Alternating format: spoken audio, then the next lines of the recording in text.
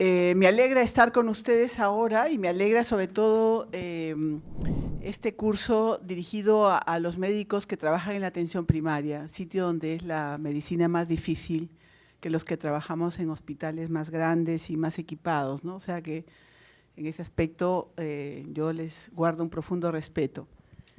Y vamos a hablar un poquito de algunos aspectos éticos. Este es el tema que me asignaron.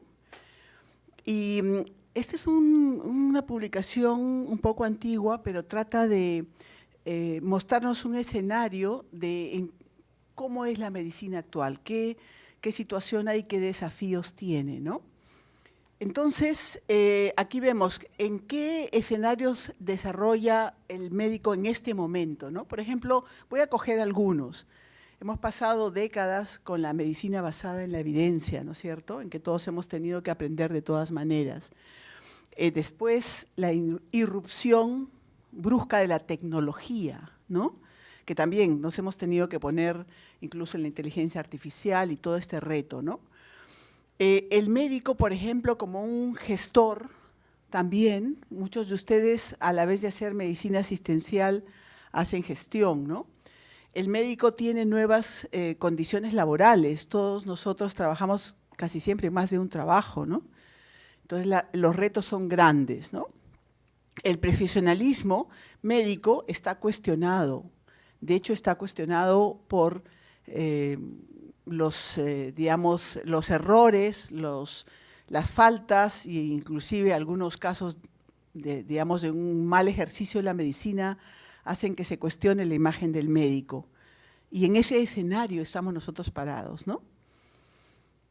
Entonces, salimos de creer que el mejor profesional era aquel que tenía más conocimientos. Yo me acuerdo eso en mi formación de pregrado y posgrado, el que sabía más era el mejor.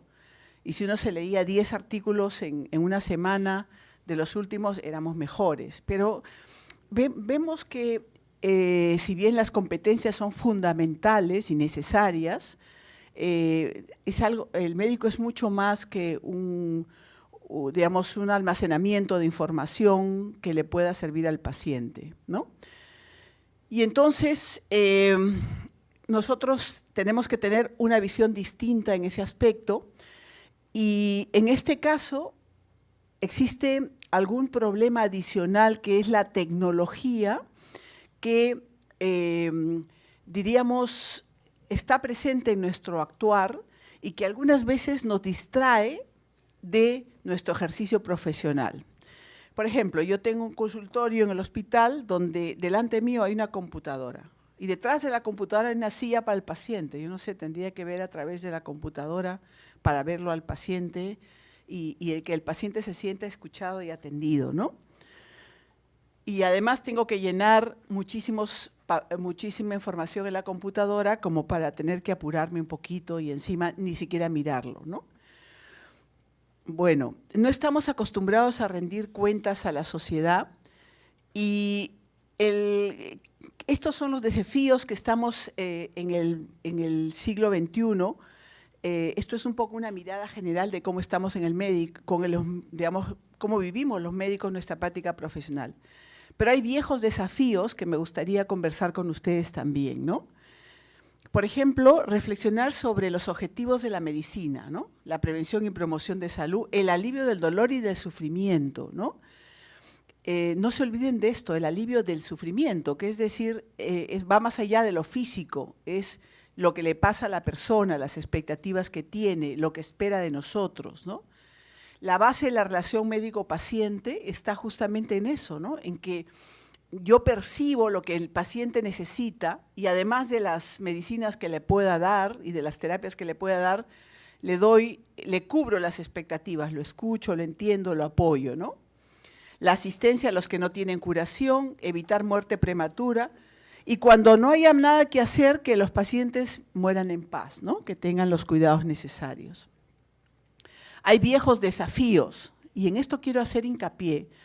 Nosotros en el Colegio Médico recibimos muchas denuncias por faltas éticas de los médicos y un gran porcentaje de ellas son por fallas en la relación médico-paciente, ¿no?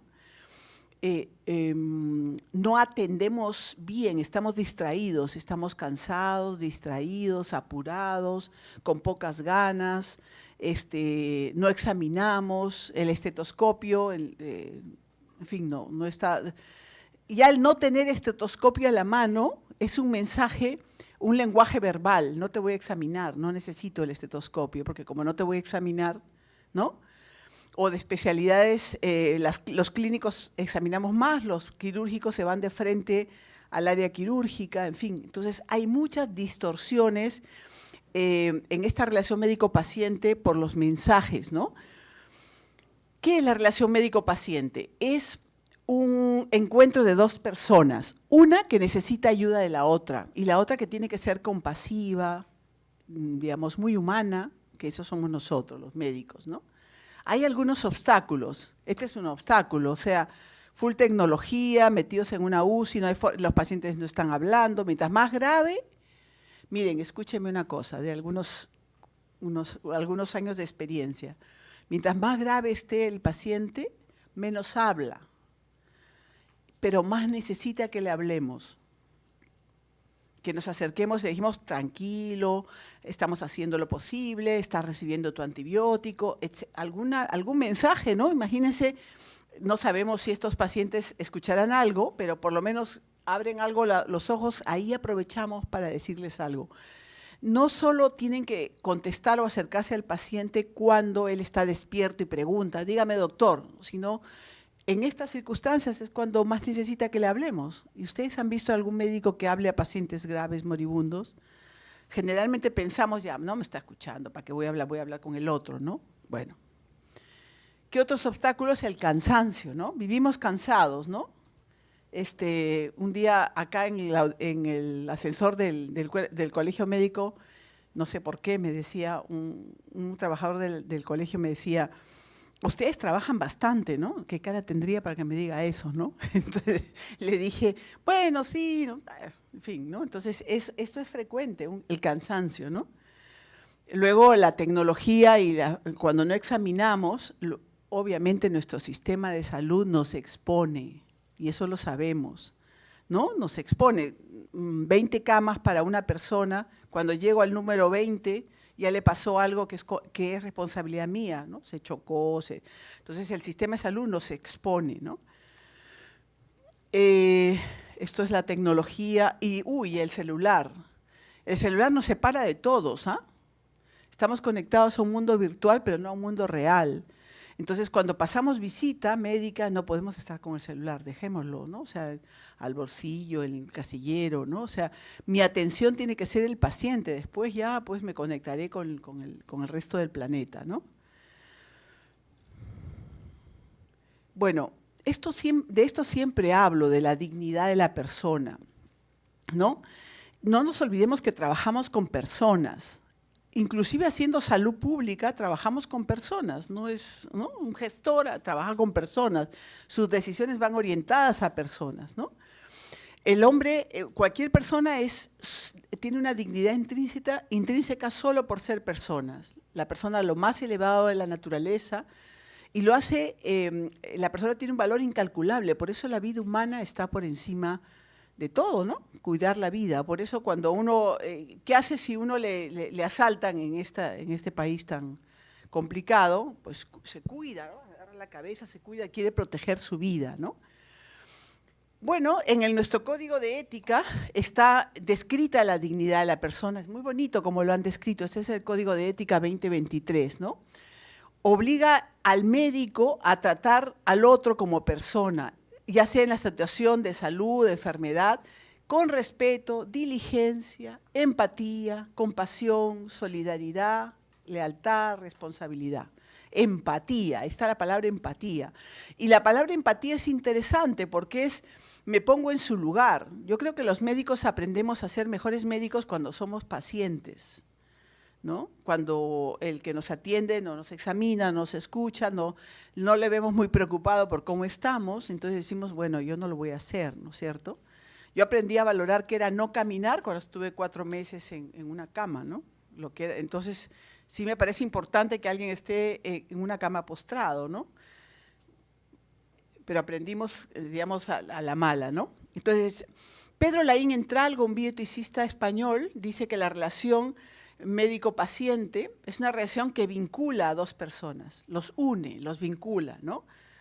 Se articula, esto me encanta a mí porque es la necesidad de un hombre y la capacidad del otro. O sea, nosotros tenemos que responder a esa necesidad, a esas expectativas, ¿no? Antes del estado, digamos, esto es un estado de indigencia. La enfermedad es un estado de indigencia. No tengo salud. O sea, se me fue una herramienta importantísima. No tengo salud, ¿no? Los que hemos visto pacientes o vemos pacientes terminales, complejos, es un estado de indigencia, ¿no? Hoy día me preguntaba en la visita médica la hermana de una paciente con un cáncer avanzado, es que no come, es que no tiene ánimo, o sea, sí, pues es un estado de indigencia, no va a comer, no va a tener ánimo, hay que buscar la forma, de repente con el apoyo familiar, de ayudarla, ¿no? Este es un ejemplo muy bonito para explicarles a ustedes la importancia de la relación humana y de escuchar al paciente, ¿no? Este es Gregorio Marañón, el maestro español, ¿no? Clínico. Dice, ¿cuál es la innovación más importante de los últimos años? La década del 50 del siglo pasado, ¿no? Se quedó pensativo y dijo la silla. ¿Por qué la silla? Y acá está una silla vacía, ¿no? Dice, la silla que nos permite sentarnos al lado del paciente, escucharlo y explorarlo, ¿no? O sea, seguramente si viviera Gregorio Marañón, se asombraría de que le pongan una computadora delante de uno, de que tengamos el celular abierto, de que nos interesa más la información del chat GTP que la información que me pueda dar la paciente, ¿no? Bueno, ustedes hacen atención primaria y este es un tema de reflexión. Yo siempre respeto muchísimo cuando converso este tema porque cada uno tiene su propia visión. Nadie puede imponer nada sobre esto, ¿no? En el Perú tenemos aprobado desde 1930 y pico, muy precozmente, el aborto terapéutico. Y el aborto terapéutico era para personas mujeres que ponían en riesgo, la gestación ponía en riesgo su vida. Eso ha ido evolucionando de alguna manera y se ha vuelto el aborto terapéutico como más flexible en sus indicaciones. Entonces, por ejemplo, comentar algunos países de Latinoamérica, ¿no? Y cuando preparaba este tema el año pasado, por ejemplo, había países como Chile que aceptaba el aborto terapéutico hasta las 12 semanas. Y había países como Colombia que hasta las 24 semanas, hasta los 6 meses, cuando ya el feto es viable, cuando ya tiene todo, digamos, ¿no? Bueno, tiene todo desde las primeras semanas de la embriogénesis, pero aquí, ¿no? Y en Perú hasta las 22 semanas. Y está legalizado, en el Perú no, como aborto no, como aborto terapéutico sí, ¿no? Y bueno, acá ponía los años, y entonces es aquí para ponerles qué ocurre en las 22 semanas que nosotros en el Perú hemos aceptado el aborto terapéutico. Es un feto desarrollado ya, ¿no? Y acá hay unas indicaciones en que consideran que, bueno, primero que ya no son exclusivamente para mujeres que por la gestación ponen en riesgo su vida, sino para mujeres que tengan cualquier daño físico, físico o psicológico que la gestación le produzca. Entonces es una amplitud de criterios. Esto es lo que el año pasado estaba propuesto, el Ministerio de Salud. Por ejemplo, el punto 14 dice daño a la salud mental por un embarazo producto de violencia sexual en niñas y adolescentes. Y el punto 15 dice otras patologías que pongan en riesgo la vida o la salud física o mental de la gestante, otras. O sea, y ahí en el 15 entra cualquier cosa, ¿no? Este es un tema de reflexión porque para nosotros el aborto terapéutico parece ser una puerta hacia el aborto, pero con el nombre de terapéutico, ¿no? Pero uno puede tener una visión distinta. Yo les dejo este tema para reflexión suya en su trabajo profesional, ¿no? Y sobre el tema del final de la vida, yo quiero comentarles algunas cosas con un caso que tuvimos en mi hospital, ¿no? Tuvimos un paciente, 98 años, varón médico, que había sido un fumador crónico, que tenía fibrosis pulmonar y cáncer de próstata, un fumador pesado, perdón, y que viene con una infección respiratoria que se complica con una sepsis, muy grave, ¿no? El doctor era de 98 años.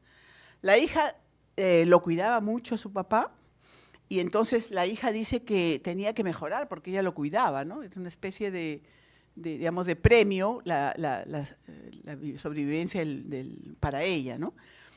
Pero la insuficiencia respiratoria progresa pese a los antibióticos, pese a los manejos, y como progresa la insuficiencia respiratoria, a petición de ella llamamos a UCI. UCI obviamente dijo que no correspondía, digamos, en sus protocolos no estaba, y le dijimos pues que lo sedáramos para que esté tranquilo hasta cuando la vida lo lleve. No quiso y se fue al jefe, y el jefe le consiguió una cánula de alto flujo y efectivamente vivió 7 días más con la cánula de alto flujo, con dificultad respiratoria.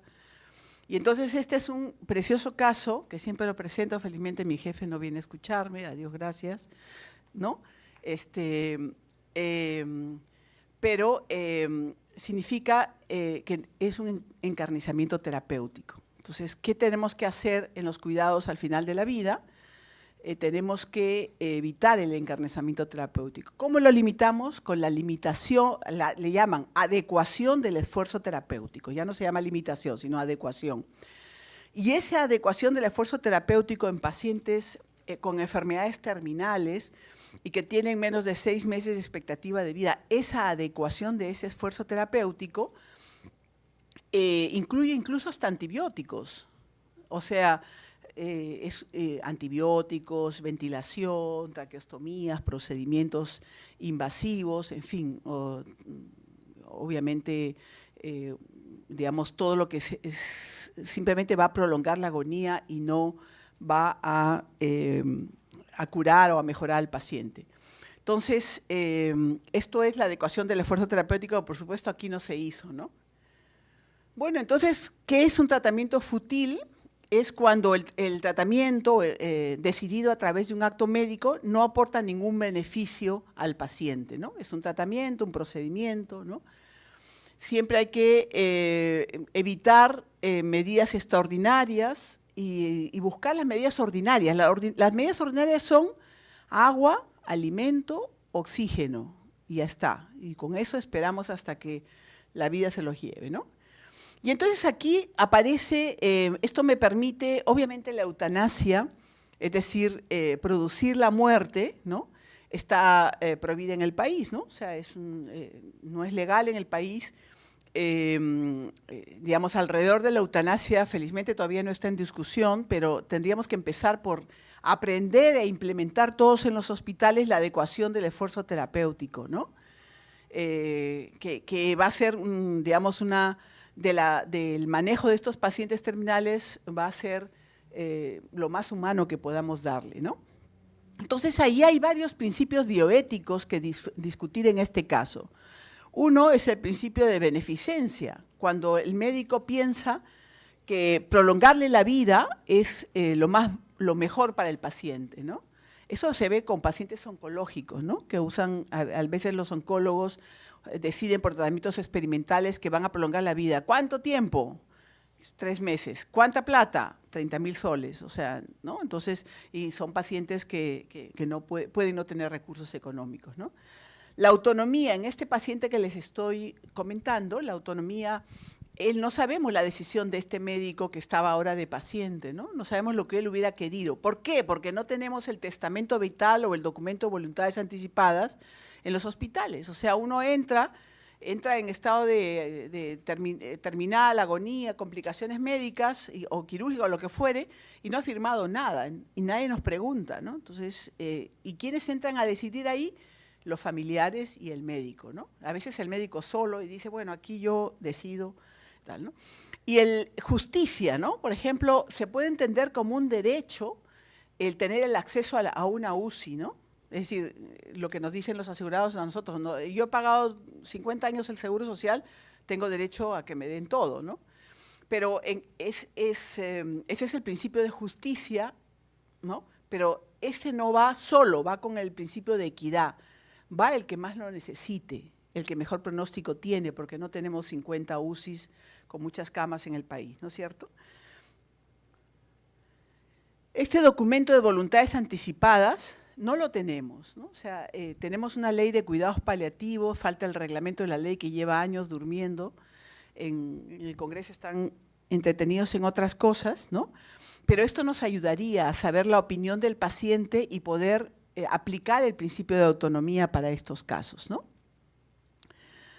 Siempre hay que velar por la autonomía del paciente. A veces en los pacientes mayores asumimos que no entienden, nos vamos a la familia. Yo siempre digo, quiero hablar con el paciente y si él entiende, yo quiero hablar con él. ¿Qué es lo que quiere él? ¿Qué opina él?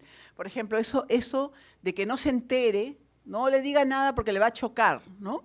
Eso no está bien. O sea, tenemos que darle toda la información al paciente de la mejor manera, ¿no es cierto?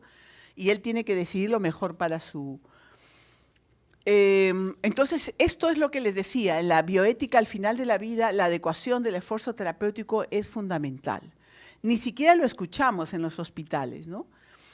Y existen los comités de ética asistencial en gran parte de los hospitales del mundo. Acá tenemos uno que está en el Instituto de Salud del Niño, un embrión de comité de ética asistencial en el Rebagliati, embrioncito todavía, chiquitito, porque todavía falta tener impacto, pero nada más, ¿no? Y estos comités de ética asistencial, que suelen ser multidisciplinarios, allí van los casos de situaciones médicas complicadas, donde los principios de bioética se contradicen unos con otros y que hay que tomar decisiones difíciles, ¿no? Sobre las decisiones médicas. Bueno, ¿por qué quiero hablar de las decisiones médicas? Las decisiones médicas tienen implicancias morales. O decidimos bien o decidimos mal, o lo moralmente correcto o lo moralmente incorrecto, ¿no es cierto? Entonces, y como, digamos, como personas, y en vista de que tenemos dos facultades, la razón y la voluntad, es decir, pienso y decido, y soy libre de hacerlo, soy responsable de mis decisiones. Por ejemplo, ustedes seguramente verán algunos casos mediáticos de problemas médico-legales. Van a ver uno este domingo van a ver uno en Día D, que nos tiene especial allí, ¿no? Entonces, por ejemplo, les cuento porque lo van a ver, ¿no? Un médico de una especialidad que hace cirugía plástica y que fallece la paciente, pero es de otra especialidad no relacionada, ¿no? Entonces, por ejemplo, esa es una decisión médica moralmente mala, porque él sabe que no tiene competencias para hacer determinado acto. Está en el código de ética. Solo podemos hacer, digamos, procedimientos, actos médicos que incluyan algún procedimiento, alguna decisión terapéutica, una cirugía, lo que fuere, de la especialidad o de la formación a la que uno ha tenido acceso, ¿no es cierto? Si soy pediatra, médico de familia, médico general, cirujano, neurocirujano, o sea, pero no nos podemos pasar de un lado a otro, menos aún por temas económicos, ¿no es cierto? Entonces, con este ejemplo, les quiero decir que hay, digamos, somos responsables moralmente de nuestros actos y tenemos que tomárnoslos en serio porque eso trae problemas después médico-legales, problemas ético-disciplinarios, etcétera, ¿no? Esta es una pintura de la muerte de Sócrates, ¿no? ¿Y por qué les pongo esta pintura? Porque es quizás un gran ejemplo de alguien que fue fiel a sus principios hasta el final, ¿no? A Sócrates lo condenan a muerte porque unos jueces, que eran apenas 2 o 3, dijeron que él envenenaba a la juventud con sus ideas. Y lo que hacía él es hacerlos pensar, cuestionar, ¿no? Cuestionar es como si ahorita nos pudiéramos hablar, no sé, de un tema que sea cuestionador, la situación del país, la política, lo que fuera, ¿no es cierto? Entonces, una persona hace cuestionar a las otras sobre sus... Eso hacía Sócrates. nada más, ¿no? Y le dicen, bueno, tú has envenenado a la juventud, estás condenado a muerte, ¿no? Entonces, sus amigos, sus familiares le dijeron que no beba la cicuta y le ofrecieron una alternativa. Le dijeron, si tú sales de Grecia, ya no eres griego, sales, ya no te perdonamos la vida, pero te vas, no te queremos ver. No, no, yo soy griego, yo muero por esa orden que ustedes me dan, si ustedes equivocan es problema de ustedes, pero yo voy a cumplir la ley. Y se tomó la cicuta, ¿no? Y bueno, eso creo que cambió la historia en el aspecto de la persona que fue fiel a sus valores y a sus principios, ¿no? Entonces, en el Fedón se cuentan las conversaciones de Sócrates estos días que está encerrado antes de tomar la cicuta y cómo él defiende lo suyo, ¿no? Entonces, ustedes dirán, esto es un caso extremo. Bueno, sí y no, ¿no? Sí, porque generalmente no estamos expuestos a casos extremos, pero no en el aspecto de que sí, muchas veces tenemos que ser fieles a nuestros principios, por más que quedemos mal con las personas, ¿no? Esto hemos hablado, ¿no? Somos libres de elegir, por eso somos responsables de los actos que hacemos, ¿no? Esto me gustó mucho porque es la libertad del actuar médico, ¿no es cierto? Dice, elegir aquel tratamiento que conforme a su leal saber considera más idóneo y eficaz para el paciente, siempre que se respeten 3 límites: la necesidad, si el paciente necesita, la idoneidad y la eficacia del tratamiento para enfrentar la enfermedad. Esto pudiera ser, digamos, muy teórico, pero es cierto esto. ¿En qué aspecto? En el siguiente aspecto. A veces recetamos cosas que el paciente no necesita. Y lo digo recetamos porque también lo hacemos nosotros, ¿no? Omeprazol, corticoides, por si acaso, ¿no? Algo le hará, ¿no es cierto? Tenemos que pensar en la necesidad porque cualquier prescripción médica puede producir, como ustedes saben, efectos adversos, aumenta costos, etcétera. Tratamientos ineficaces. ¿Qué hemos visto en el COVID? ¿Qué hemos usado en el COVID? Todo, ¿no? Metilprednisolona, enoxaparina, citromicina, bueno, es decir, ahí todos, ¿qué otra más? La ivermectina, etcétera, ¿no? O sea, y todos sabíamos, porque iba saliendo la información de una manera que eso no sirve, no sé, y seguía recetándose y seguía recetando. No cumplimos con este tema ético que es de medicinas eficaces, ¿no? Entonces, la libertad médica debe ser ejercida correctamente al mejor interés del paciente, ¿no? O sea, protegiéndole los derechos. O sea, nosotros no estamos para decir, bueno, yo hago lo que a mí me parece porque así me formé, así me enseñaron. No, no. ¿Qué necesidad tiene el paciente? ¿Cómo cuido lo mejor? ¿Cómo decido lo mejor para él? En fin, ¿no? O sea, este es el tema de la libertad del actuar médico. Y existe la objeción de conciencia. Por ejemplo, el año pasado o el anteaño pasado, en la Seguridad Social nos pasaron un documento donde estos casos de María Benito y otra paciente que eran aseguradas y que habían pedido que se les retire el ventilador. Entonces, los médicos de especialidades afines preguntaron quién quiere hacer nadie quería hacerlo, ¿no? Entonces, hicieron firmar una hoja de objeción de conciencia, es decir, yo no lo hago porque estoy en contra de esta decisión muy legal, ¿no? Porque venía del Tribunal Constitucional y todo, o sea, era legal, pero no estaba de acuerdo a mis principios, ¿no es cierto? Entonces, no sé si consiguieron a alguien, me imagino que sí, ¿no? Pero la mayoría, pues, opinaba, decía, soy objetor de conciencia de esta decisión médica, ¿no? Bueno, esto está amparado con la legislación internacional, no es un invento de un grupo de personas que digo yo soy objetor de conciencia de cualquier cosa, ¿no? Está amparado por las Naciones Unidas, ¿no? De tal manera que hay objetores de conciencia que no van a la guerra para no matar a alguien, ¿no? Bueno, pues nosotros tenemos decisiones médicas que podemos decir yo no voy a hacer eso. Por ejemplo, cuando nosotros dijimos hay que sedar al paciente que tiene insuficiencia respiratoria, que ya no va a vivir más que unos días, y si alguien me obligaba a ponerle la cánula de alto flujo, yo lo que iba a hacer, ¿qué es? No lo voy a hacer, va en contra de mis principios, ¿no? Firmo un papel, ¿no? Digo, yo soy objetor de conciencia sobre este procedimiento, ya está, ¿no? Esa es la objeción de conciencia. Tiene sus fundamentos, ¿no? En que hay que respetar la conciencia moral de cada persona, ¿no? Bueno, este es un tema que siempre me ha preocupado. La bioética americana, el enfoque de bioética americana versus el enfoque de bioética europea. La bioética americana es más normativa, más deontológica, o sea, más el artículo tanto te prohíbe, te acepta, no sé qué, o sea, normas, ¿no?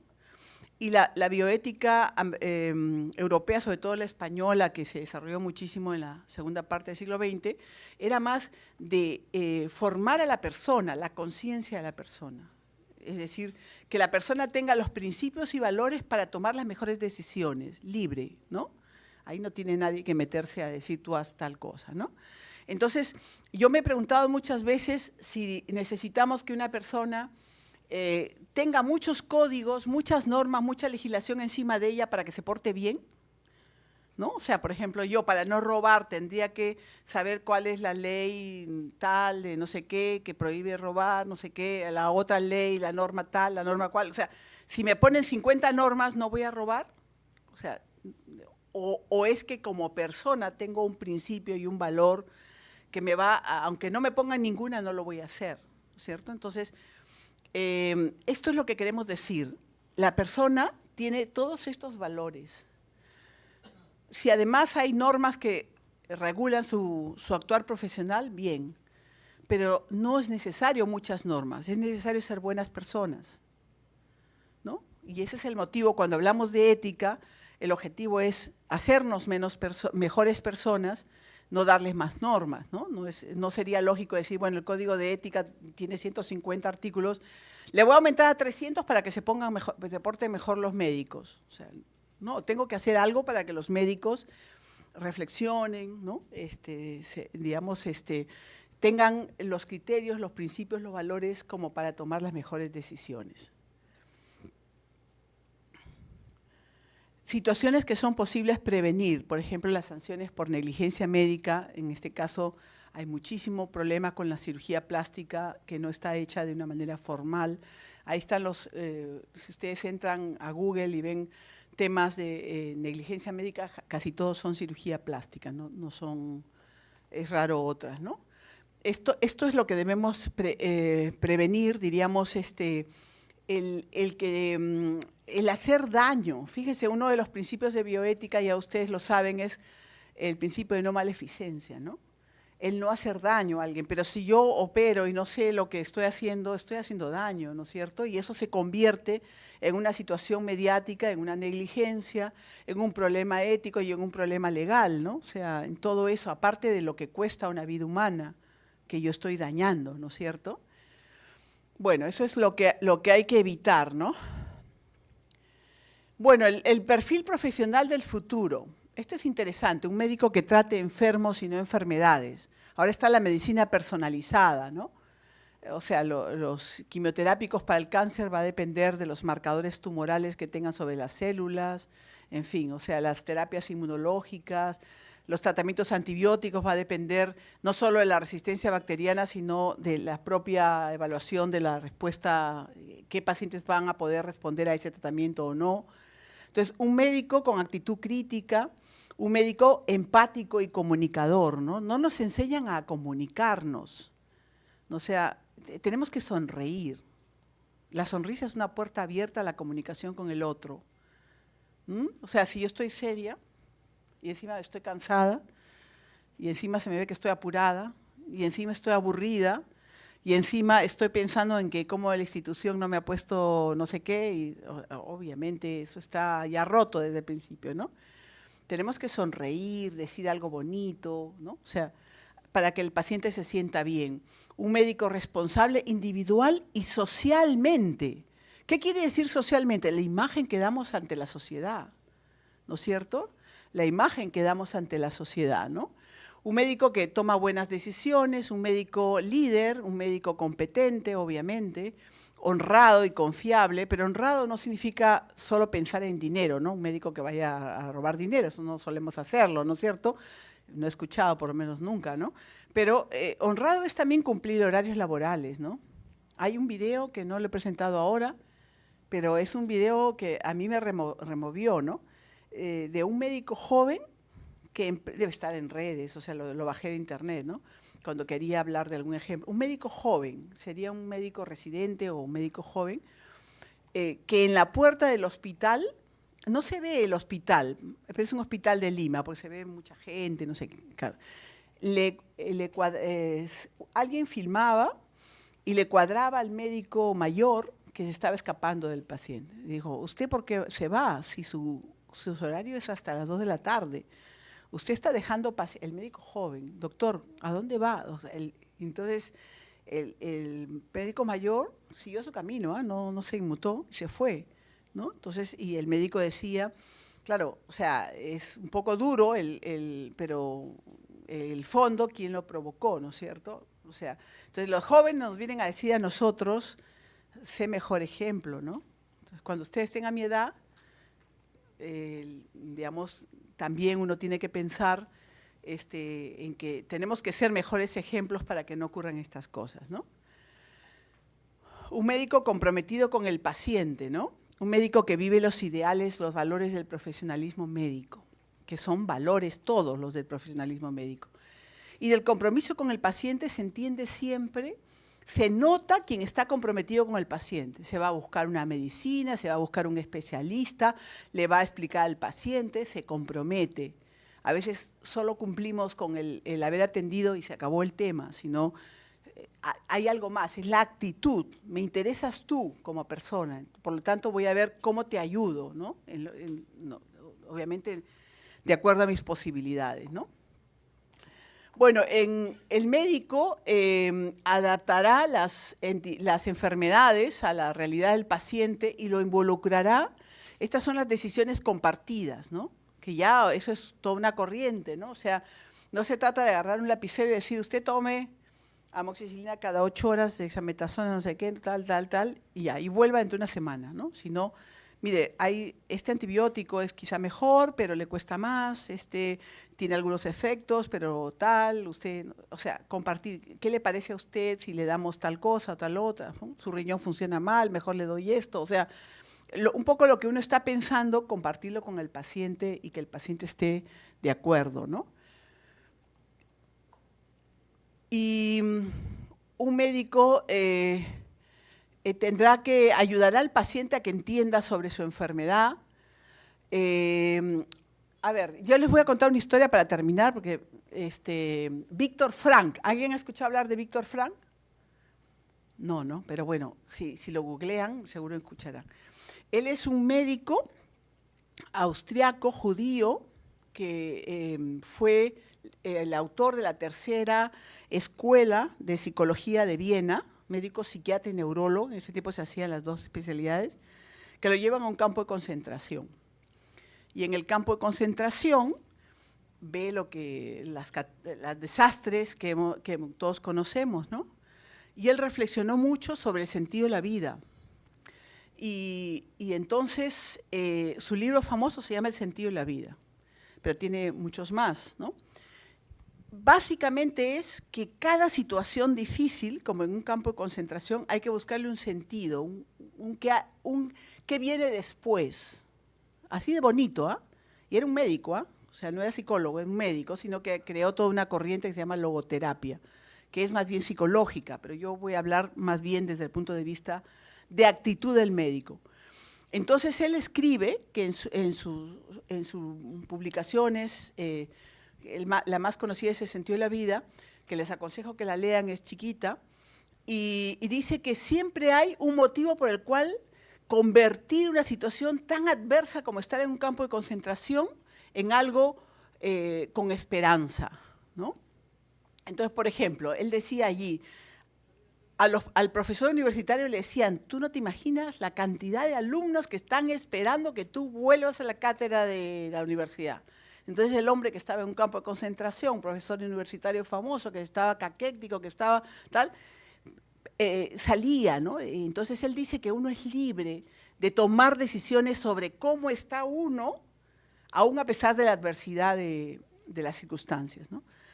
Y a otro le decía, bueno, tú tienes una hija, esa hija te está esperando para encontrar al papá o la mamá, en fin, lo que fue. Entonces, digamos, esta posibilidad de sacar al paciente, yo lo he tratado de aplicar porque estoy estudiando sobre este autor, pero he tratado de aplicarla a la práctica diaria, ¿no? Cómo sacarle al paciente de la catástrofe que tiene muchas veces en su enfermedad y decirle, mira, tienes esta parte bonita, ayer vino tu esposo, o tu hija, tu hija, tienes una hija que estudió no sé qué, o tienes 2 nietos, o sea, o vas a volver a tu trabajo y mira, te estarán esperando, o sea, tenemos que sacar debajo de la manga alguna digamos, alguna frase que arrastre hacia un estado interior mejor, ¿no?, que el que pueda tener el paciente, ¿no? Eso nos enseñó Víctor Frank y, bueno, es un orgullo porque es un médico, ¿no? El médico sabrá escuchar, analizar, en fin, eso ya lo hemos conversado, ¿no? Eso ya lo hemos conversado también. Esto es una cosa interesante, la limitada capacidad de la medicina, ¿no? Tenemos que ser humildes además, ¿no?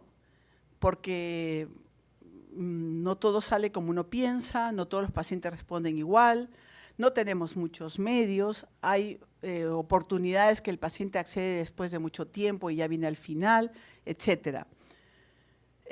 Tenemos que reconocer nuestras limitaciones, las limitaciones del sistema de salud donde trabajamos, ¿no? Siempre tenemos que cuidar los recursos, honradez, transparencia. Esto es una cosa también interesante. El médico vivirá plenamente y a tiempo completo el ideario profesional, ¿no? O sea, nosotros lean el código de ética, es bien bonito, ¿no? Sobre todo en la primera parte, que es la declaración de principios, ¿no? Ahí está el código de ética, ¿no? El compromiso institucional y social del médico. Y yo quiero terminar, creo que esta es la última diapositiva, con esto.